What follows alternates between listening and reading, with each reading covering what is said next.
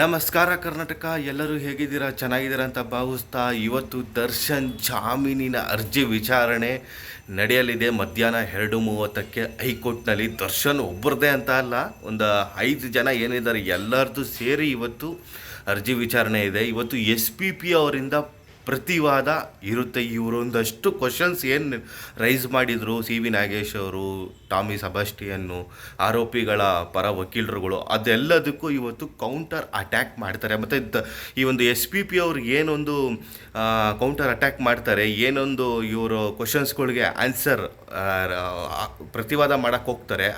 ಇವ್ರ ಪ್ರತಿವಾದನೆ ಕೇಳ್ಕೊಂಡು ಅವರು ಏನು ಕೂತ್ಕೊಂಡಿರಲ್ಲ, ಅವರು ಕೂಡ ಅಬ್ಜೆಕ್ಷನ್ ಆಗ್ತಾರೆ.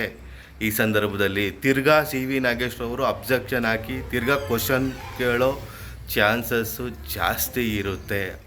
ಇವತ್ತು ಏನೇನಾಗುತ್ತೆ ನೋಡೋಣ. ಮತ್ತು ಇನ್ನೊಂದು ಏನಪ್ಪ ಅಂದರೆ ದರ್ಶನ್ 2 ಜಾಮೀನು ಅರ್ಜಿ ವಿಚಾರಣೆ ಇವತ್ತಿದೆ.